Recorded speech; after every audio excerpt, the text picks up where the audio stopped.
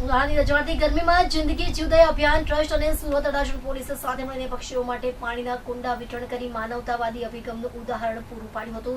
શહેરમાં ઉનાળાની શરૂઆત થતાં જ તાપમાનનો પારો ઉચકાયો છે, ત્યારે મનુષ્યોની સાથે અબોલ પક્ષીઓની ચિંતા કરી સુરત પોલીસે એક પ્રશંસનીય પહેલ કરી છે। અડાજણ પોલીસ સ્ટેશન અને જિંદગી જીવદયા અભિયાન ટ્રસ્ટના સંયુક્ત ઉપક્રમે પક્ષીઓ માટે પાણીના કુંડા વિતરણનો કાર્યક્રમ યોજાયો હતો। ગરમીના દિવસોમાં પક્ષીઓને પાણી મળી રહે તે હેતુથી આ સેવા યજ્ઞ શરૂ કરવામાં આવ્યો છે। નાગરિકો પણ પોતાની ઘરની બહાર પક્ષીઓ માટે પાણી રાખે તેવી અપીલ કરવામાં આવી છે। માન્ય પોલીસ કમિશનર શ્રી ગેહલોત સાહેબની સૂચનાથી અને એમના માર્ગદર્શનથી આજરોજ અડાજણ પોલીસ સ્ટેશન વિસ્તારમાં આવેલા પ્રાઇમ માર્કેટ ખાતે અબોલ પશુ પક્ષીઓ માટે કુંડા વિતરણનો કાર્યક્રમ રાખવામાં આવે છે, જેમાં 250 જેટલા કુંડાઓનું વિતરણ કરવામાં આવેલું છે।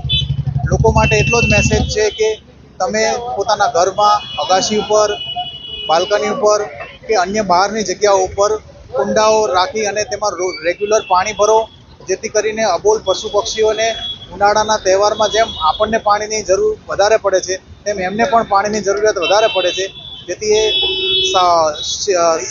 સરળતાથી પાણી પી શકે અને એક પુણ્યનું કાર્ય આપણે કરી શકીએ। દીપ મહેતા, પ્રમુખ જિંદગી જીવદયા અભિયાન ટ્રસ્ટ। આજે કઈ જગ્યા પર શું કાર્યક્રમ રાખવામાં આવ્યો? અમારી સંસ્થા દ્વારા દર વર્ષે ભર ઉનાળાની ગરમીમાં અબોલ પક્ષીઓને પાણી અને દાણા પાણી મળી રહે તે માટે કુંડા વિતરણ અભિયાનનું કાર્યક્રમ યોજાઈએ છીએ અને આ વર્ષેની શરૂઆત ઉનાળાની શરૂઆત થઈ ગઈ ત્યારે આજરોજ અડાજણ પોલીસ તથા જિંદગી જીવદયા ટ્રસ્ટ દ્વારા અડાજણ ખાતે આવેલા પ્રાઇમ માર્કેટ 4 રસ્તા પર વિનામૂલ્યે અબોલ પક્ષીઓ માટે કુંડા વિતરણનો કાર્યક્રમ યોજવામાં આવ્યો હતો। ઉનાળાની શરૂઆત થઈ ગઈ, તમે કાર્યક્રમની શરૂઆત કરી, કેટલા કુંડાના લક્ષ્ય સાથે કઈ જગ્યા ઉપર તમારું જો અમે તો સુરત શહેરના તમામ સ્થળો પર આ કાર્યક્રમ યોજીએ છીએ। ગયા વર્ષે અમે 10,000 કુંડાનું વિતરણ કર્યું હતું। અમે એ પણ ઈચ્છીએ છીએ કે આ વર્ષે 10,000 થી વધારે કુંડાનું અમે વિતરણ કરી શકીએ। લોકો કઈ રીતે અહીંયા લાઈનમાં વ્યવસ્થિત રીતે લઈ જાય છે?